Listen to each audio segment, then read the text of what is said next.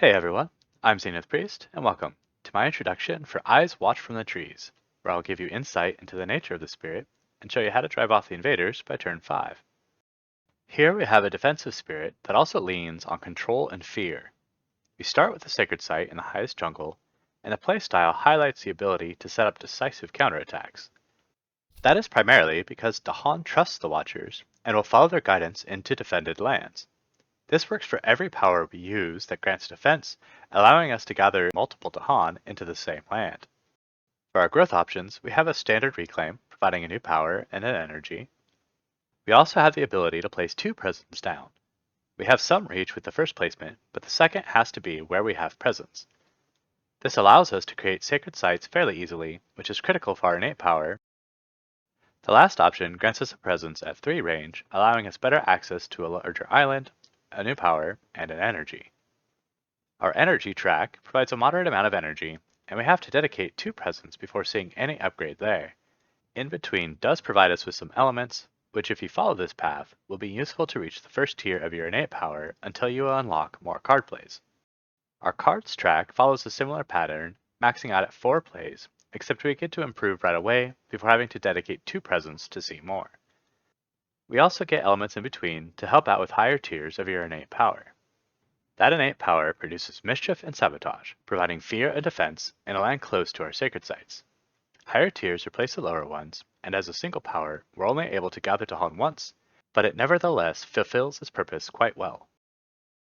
Our first unique power is Boon of Watchful Guarding, adding 4 defense to one of target spirit's lands, or 8 if they spend an extra energy. As a defense power, we can gather Dahan into the defended land, even if we target another spirit. Next is Mysterious Abductions, which generates a fear and deals 1 damage in one of your lands. Good early for stopping builds, or you can chip at a larger invader that your Dahan might not quite be able to take care of during a counterattack. Whispered Guidance through the night gathers up to 3 Dahan into a land, providing fear if invaders are present. This is great for setting up counterattacks in established lands. Just be careful when you're planning, because this does need you to have presence in a jungle to function. Lastly, eerie noises and moving trees sufficiently terrify the invaders and convince them to move elsewhere. Pushing 2 non-city invaders has a number of uses, but one I like to consider, given the defensive nature of Eyes, is pushing them into a land that's about to ravage, as long as we're able to defend it. And with that, let's get started on a demo game. As a low complexity spirit, I'll be using the progression deck for powers and disabling expansions to simplify our decisions during play. Alright, let's begin. Turn 1. The invaders explore into the wetlands. Our strategy this game is going to be to produce the most mischief and sabotage. To do that quickly, we'll need to use the middle option as much as possible and pull our presence from the card track. Typically, we want to use our first sacred site in one of the newly explored lands to use Mysterious Abductions. Because we only have 1 Dahan adjacent to the higher wetlands, and would rather not spend our resources getting enough Dahan there to clear it in the Ravage, let's place it in land 8. If the invaders had explored into the jungles, we could be a little freer in placing the sacred site, extending reach to other parts of the island, or in the other jungle to maximize the range of Whispering Guidance. Our plays will be Mysterious Abductions to stop the higher build, and Whispering Guidance. We don't need a solid plan for that yet, because we don't strictly need it to gather Dahan into the other wetlands. We also have the first tier of Mischief and Sabotage, and although we don't need the defense, we can use it to stage a Dahan for later, like so. After building in the wetlands, the invaders explore further into the jungles. On the slow phase, we'll use Whispering Guidance to gather Dahan into the higher jungles, preparing for when they ravage.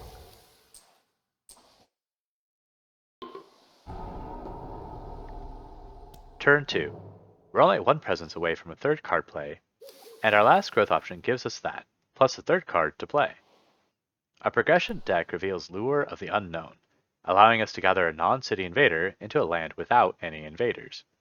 Without the progression deck, look at the cost. We can only pay 0 cost cards if we also want to play Eerie Noises, which we typically will. We'll need more Leaf than anything else, but bonus if you can pick up Air and or Moon. Don't worry too much if you're not able to play it now, but if there's a 0 cost power with your elements, you can quickly ignore your other options. After choosing your power, make sure you have presence where it will ravage next turn. because we want to push extra invaders there and may need the extra protection from our boon. We already have presence in the jungle, so we have room to set up presence elsewhere on the island, maybe to start helping an ally if they require it. Here, we'll just put it in the empty jungle, though if the sands or mountains had started, we'd want to put the presence with the city so we can make use of our boon. Even though we don't need the boon this time, we'll play it anyway to simulate an ally in need. When played with the other two cards, it also gets us an extra tier for our innate power if necessary.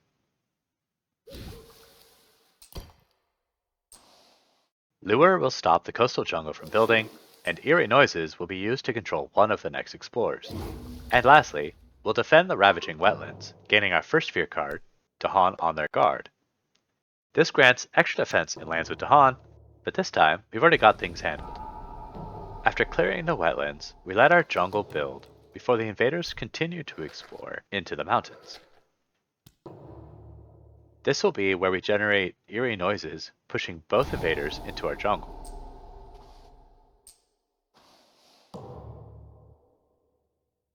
Turn 3. With no cards in hand, we reclaim, gaining Drift Down into Slumber, which defends 1 in any land, or 4 if it's a jungle or sand. Extra defense powers are really useful for Eyes, as they let us move Dahan even if we don't strictly need the defense. Keep this in mind when not using the progression deck. Before we choose our powers, let's take a moment to see our potential for Mischief and Sabotage. The 3rd and 4th tier need 4 and 5 leaves respectively, which is more than we're capable of this turn. However, looking at our cards track, we can see that one more Sacred Site gives us 4 card plays and a leaf, which gives us 5 leaf if we play everything. That means if we can get away with only playing 2 cards now, we should be able to cause the highest Mischief and Sabotage next turn. Neither our boon nor Drift Down has Moon, and either will help us defend this turn, so let's pick one and leave the other in case we need it later. That leaves Mysterious Abductions because anything else takes the air we need for next turn.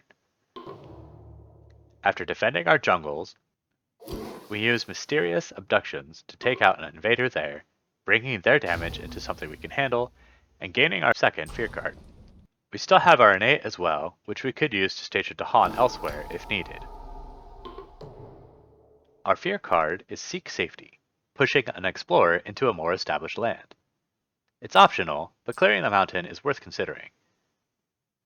Since we have enough defense in the jungle, pushing it there will destroy it along with the others. Because there's nowhere to build, the invaders press onwards into the sands. Turn 4. Even though we don't need to defend anywhere this turn, reaching our highest tiers of Mischief and Sabotage still grants 5 Fear, earning us 2 Fear cards this turn, and another 2 next turn after our slow powers contribute. So we go with the second growth option, placing a Sacred Site into the coastal sands, and playing our hand before proceeding. Lure the lone explorer into the neighboring mountain, and after a brief distraction to gather a Dahan into the coastal sands, defend the mountain to trigger Terror level 2, earn us some Fear cards, and gather a Dahan to take care of the invader there. The invaders are now wary of the interior, and we get to remove the explorer we just pushed around. Scapegoats will destroy the last explorer in the coast. With nothing to ravage, the invaders build in the lower sands and explore further into the jungles.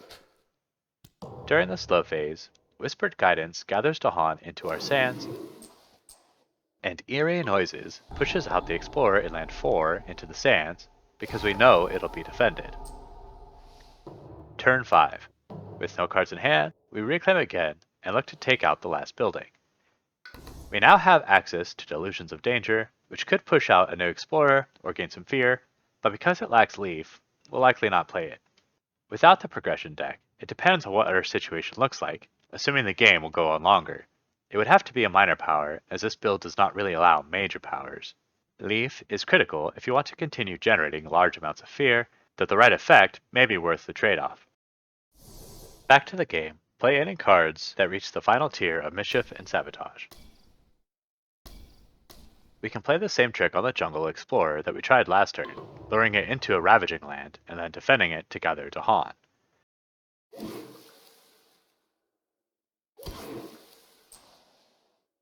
Mischief and Sabotage will trigger Terror level 3 and earn us 2 Fear cards.